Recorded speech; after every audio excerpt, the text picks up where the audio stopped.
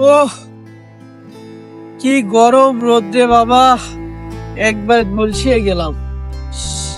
চোখগুলো মস্ত, এখানে গাছের নিচে একটু ছায়া আছে, একটু বসে জড়িয়ে দেই, তারপরে দেখি যাওয়া গেলে যাবো না। আশেপাশে মানুষজন নেই।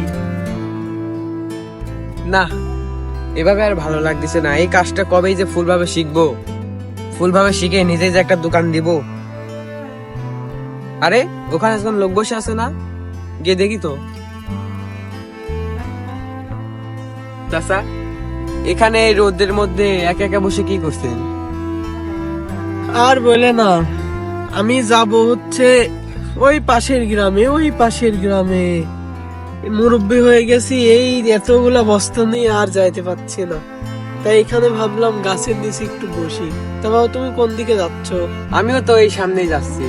তো তুমি যদি আমার একটা বস্তা নিয়ে যাও ওই পাশের গ্রামে, তাহলে আমি তোমায় 3টা স্বর্ণ মুদ্রা দেবো। তুমি কি নিয়ে যাবে আমার বস্তা? হ্যাঁ, কোনো সমস্যা নাই, আপনি মুরব্বী মানুষ, অবশ্যই আপনাকে তো সাহায্য করা এটা আমার কর্তব্য। বাহ, তুমি তো খুব ভালো মানুষ। তাহলে বাবা চলো আমরা যাই। হ্যাঁ চলে।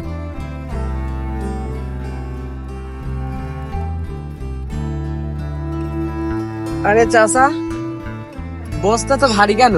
বস্তায় কি আছে? আরে বস্তায় আছে তামার কয়েন, খুবই ভারী, এই জন্যই তো আমি একা একা নিতে পারছি না। ও, তাই জন্যই এত ভারী।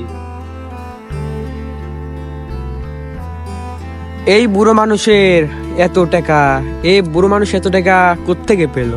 নিশ্চয়ই কোনো ব্যবসা করে, এই জন্য এগুলো আবার অন্য গ্রামে নিয়ে যাচ্ছে ব্যবসা করার জন্য। না না, আমি এসব ভাবছি কেন, আমাকে শুধু নিয়ে যেতে বলছে, এগুলো নিয়ে গেলেই কাজ শেষ আমার। না বাবা, আমি মুরব্বী হয়ে গেছি, আমার এই 2টা বস্তা দিয়ে খুবই সমস্যা হচ্ছে। এই এত দূর যাবো, তুমি যদি আমার আরেকটা বস্তা নিতে, তাহলে আমি তোমাকে আরো 3টা স্বর্ণ মুদ্রা বাড়িয়ে দিতাম। আরে সমস্যা নাই, দেন দেন। আপনি যদি আমাকে স্বর্ণ মুদ্রাগুলো না দেন, তাও আমি এগুলো নিয়ে দিতে রাজি আছি। দেন।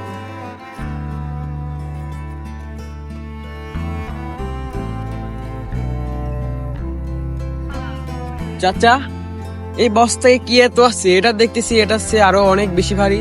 বাবা, এই বস্তায় তো রূপোর কয়েন আছে, এই জন্য এটা এত ভারী। না, এই মুরব্বী লোকের কাছে এত টাকা কোথা থেকে এলো? এ তো আবার চুরি টুরি করে না? এই সব যদি টাকা আমার হতো, তাহলে আমি অনেক কিছু করতে পারতাম। বাবা,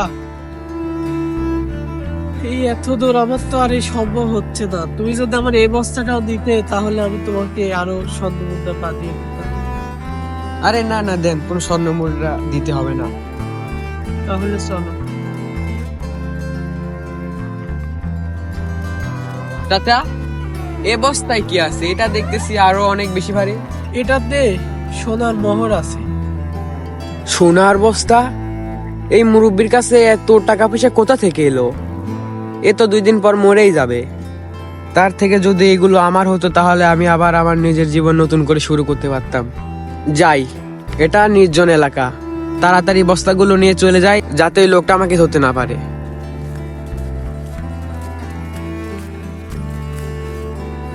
না, লোকটাকে আর দেখা যাচ্ছে না।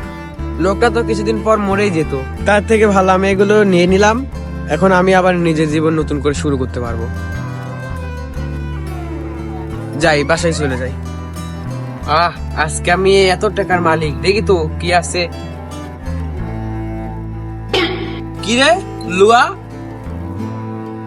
তার মানে এই বুড়ো লোকটা আমাকে ঠকিয়েছে? এর এত বড় সাহস, ওর সাথে আমার আর একবার দেখা হোক। কই দেখি তো অন্য অবস্থায় কি আছে। কই দেখি তো এই অবস্থায় কি আছে। আরে এটা তো এগুলা। দেখি তো আরেকটা কি আছে, দেখি তো এটাতে কি আছে। এটাতে সোনা সোনা গন্ধ বাইর হচ্ছে। আরে এটাতেও লোহা। হাই হাই হাই, এ আমার কি হলো? দেখি তো আর কি আছে। কিরে, এটা তো একটা কাগজ মনে হচ্ছে, খুলে দেখি তো। এটা একটা পরীক্ষা ছিল। আমি কোনো এক রাজ্যের রাজা, আমার কোনো পুত্র সন্তান নেই। আমি মারা যাওয়ার পরে আমার রাজ্যের হাল ধরার জন্য একজন সৎবান ব্যক্তি খুঁজে বেড়াচ্ছি, কিন্তু আফসোস এখন পর্যন্ত কোনো সৎ ব্যক্তি পেলাম না।